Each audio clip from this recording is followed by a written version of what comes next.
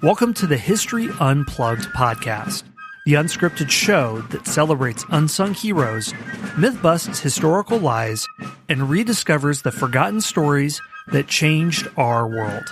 I'm your host, Scott Rank.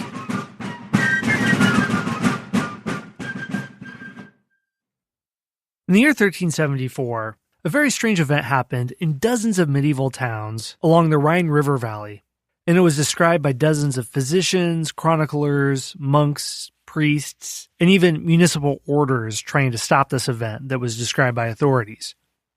Hundreds of people suddenly got the compulsion to dance. They scarcely paused to eat or rest and danced for hours or even days on end. Within weeks, the dancing mania engulfed large areas of northeastern France and the Netherlands, and it only stopped after several months. The same event happened again in the city of Strasbourg in 1518. About 400 men, women, and children participated, and there were dozens of people who died, whether due to exhaustion or dehydration. In between these two dancing events, another strange event happened in the Spanish Netherlands in a nunnery. This happened in 1491 as cases for trials of witchcraft began to increase, and several nuns were declared possessed, which caused them to race around like dogs, jump out of trees, pretending to be birds, or meow and claw their way up tree trunks like cats. According to the records we have of this period, other people behaved like this, but it was nuns who were disproportionately affected.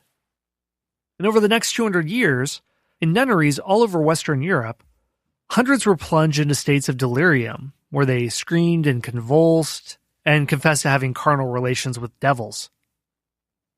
We have all these documents that attest to these things happening, including trial documents in the archives of Inquisition records, or church trials for heresy. We have copious in-depth accounts and testimonies of nuns doing some very strange things. So what was going on here? What caused dozens of people, or even hundreds of people, to dance nonstop for weeks or months on end, to act like animals, and to claim possession? There's been all sorts of suggestions for why these things happened. In the early centuries, at the end of the Middle Ages or the beginning of the Renaissance, the easiest explanation was actually some form of possession. But even at the time, there were contemporary observers who thought that there was some sort of sickness.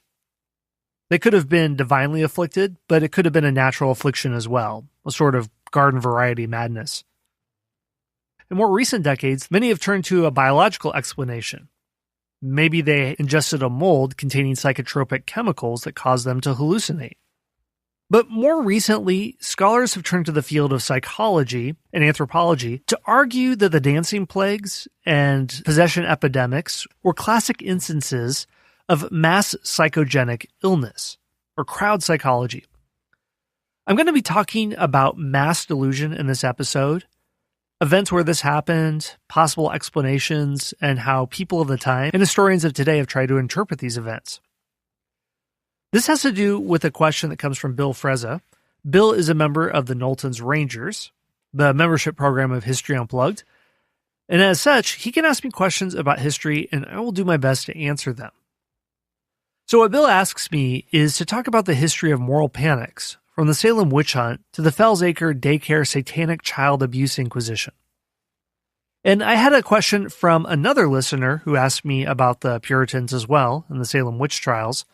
And he says this: most of the writings about New England during the 1600s revolve around the Puritans. It concludes with the Salem witch trials and then nothing after. It's almost as if after the Puritans disappear. I can't find anything about the Puritans in the 1700s or beyond. What happened?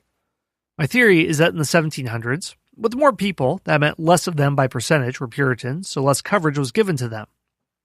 Also, with more events happening in the 1700s, the less interesting Puritans went from less coverage to no coverage.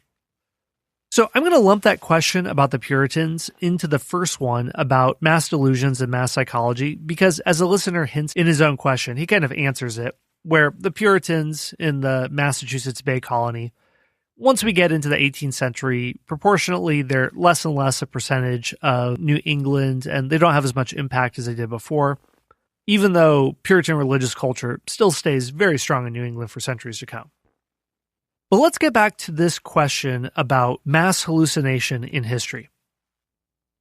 First, I wanted to touch on these events in question, the 1374 dancing outbreak and nuns who claim to be possessed, talk about them a little bit. Then I'm going to get into psychology a little bit more and look at different psychological theories that explain how mass delusions can take place. Then we're going to look in more detail at the most notorious case of mass delusion, and that was the Salem witch trial, and how it bears resemblance to similar events that happen today. Finally, we'll see that in history, mass delusion wasn't just exotic events like a huge dancing outbreak, but we could also tie into more mainstream events like economic bubbles, such as the Tulip bubble in the Netherlands in the 1600s, where tulips were outrageously priced, and it was one of the worst economic bubbles in history. Now today, we see similar economic bubbles happening in economics, so you or I, or the general population, isn't as immune to these types of mass delusions as we might think, even though we might not spend weeks or months dancing to complete exhaustion. Well, first, let's circle back to an explanation to these outbreaks, such as the dancing outbreak. Beyond these people possibly ingesting psychotropic mold, one clue to the cause of these events is that they appear to involve dissociative trance. This is a condition that involves, among other things, a loss of self-control. It'd be hard to imagine people dancing for days on end when their feet are getting bloodied, except if they were in an altered state of consciousness. But eyewitness accounts of these dancers state that they weren't fully conscious. Onlookers describe them as being wild, frenzied, and seeing visions. One person noted that while they danced, their minds were no longer clear, and another person described them as having wearied themselves for dancing and jumping. They went raging like beasts over the land. The hundreds of nuns who claimed to be possessed were described in chronicles and legal records as also being subject to dissociative trance. So how do we explain these epidemics of dissociation? Again, some people say that the nuns might have eaten bread made from contaminated flour and ingested psychotropic mold, but this probably wouldn't have caused dancing to go on for weeks or months. Rather, there's strong indication that certain communities are unusually prone to epidemic possession. And they might have been more prone to psychological stress, and there's a good connection between psychological stress and dissociation. And this correlation could have led to mass psychogenic illness. So here's one interpretation of the dancing epidemic of 1374. Keep in mind, this takes place in a very rough century in Europe. This is right on the heels of the Black Plague, and in the Rhine River Valley, there was terrible flooding had just taken place. Chronicles talk about the Rhine River rising 34 feet, and floodwaters pouring over town walls, and homes and marketplaces being submerged. You see decomposing livestock in the streets. And similarly, in 1518, in the decades before that dancing plague, there was famine, sickness, the medieval cold period, unusually cold weather, which created unusual hardship in Strasbourg. Bread prices reached their highest levels in a generation due to bad harvests. There were thousands of starving farmers and vine growers, and new outbreaks of the plague, and in the early 1500s, had syphilis that had arrived from the New World and was causing all sorts of problems in Europe. So these difficulties could explain some of the dancing outbreak in the 1300s and 1500s. But what about all the cases of nuns acting erratically? Well, nunneries weren't a place of just quiet contemplation and quiet prayer before God. Some nuns probably experienced that. But in the late medieval and early modern period, other nunneries could have been bad psychological environments. Some sisters didn't join a nunnery on their own volition, but maybe their parents wished that they joined, or forced them to join, whether due to economic hardship or they thought that a nunnery would tame an unruly daughter, rather than any sort of piety on their part. Once inside, and once you took your holy orders, it was very difficult to get out. And this feeling of inadequacy for not living up to holy orders could have been psychological devastating for some. One notable example is that of Jeanne d'Agnay, the mother superior of a Loudun nunnery in southern France, and she became infatuated with the local priest, Father Grandier, in 1627. She confessed, "When I did not see him, I burned with desire for him." In consequence, Jeanne felt overwhelmed with guilt. After weeks of penance and introspection, she fell into a dissociative state in which she repeatedly accused Grandier of plotting with Satan to make her lust after him. As a Mother Superior, she was influential, and this could have affected several other nuns, because within days, many more followed suit, and they also blamed the priest. After an investigation from the Inquisition, Grandier was declared guilty and burned alive. There's a lot we don't know about this case, but there's a collective psychology also in operation here. So one theory on why these cases pop so much from the 14th century to the 17th or 18th century is that people are more likely to experience a dissociative trance if they already believe in the possibility of spiritual possession, rather than something like this happening in a vacuum. It means that minds can be prepared to shift into altered states if it's taught that these sort of altered states can happen. The anthropologist Erica Bourgeonon wrote about an environment of belief in the 90s, a set of ideas about the spirit world that members of communities absorbed that prepared them to achieve the possession state. So the dancers of 1374 and 1518 occupied an environment of belief that accepted the possibility of a divine curse or possession or bewitchment. So their metaphysical beliefs made it possible for them to enter the state and to have others affected by the state. So the dancing plagues were reliant on a belief system in communities where there was a pre-existing belief in the possibility of something like a dancing curse happening. Amongst the dancers in 1374, many believed that Satan had unleashed an irresistible dance, but they also begged for divine intercession and went to holy sites and submitted to exorcism. The people of Strasbourg in 1518 were convinced that a saint called Vitus had unleashed a dancing curse, and once they entered the possession state, it seemed they acted in accordance with the conventions of the St. Vitus myth, dancing for days on end, and the dance turned epidemic because each new victim who joined this huge dance lent further credibility to belief that something supernatural was happening.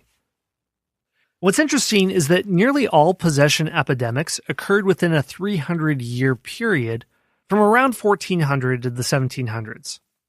This is a period where religious writers insisted that such events were possible, and theologians, inquisitors, and exorcists established the rules of mass demonic possession, to which dissociating nuns unconsciously confirmed. Doing things like writhing, foaming, convulsing, speaking in tongues, and making obscene gestures. So they were acting out stereotypical performances based on deep-seated beliefs. And in this podcast, I've talked about how there's a myth about witch burnings that they happened all throughout the Middle Ages, but really, you don't see widespread belief in witches happening until really the end of the Middle Ages, but not even the Middle Ages, more like the early modern period, especially during warfare and battle between Protestants and Catholics in the 16th and 17th centuries. A lot of medieval scholars tried to teach peasants that witches didn't exist. They believed in magic, they believed in the supernatural, but not in witches. So in the 1100s and 1200s, you don't have people who think that they're being possessed or they could be tempted into witchcraft because it's taught by authorities that this doesn't happen. But when authorities are charging people with witchcraft in the 14, 15, 1600s, when there are fault lines between Protestantism and Catholicism, then you do see the outbreak of a lot more people believing these things to be true. And this is the time period in Puritan America when the Salem witch trials are happening, well after the Middle Ages, nearly into the age of the Enlightenment, when one of the most notorious witch trials happens. Now, one book from the 19th century interprets the dancing plague, and has an interesting interpretation, and I want to mention it here. This book is by J.F.C. Hecker, entitled The Epidemics of the Middle Ages, and it came out in 1859.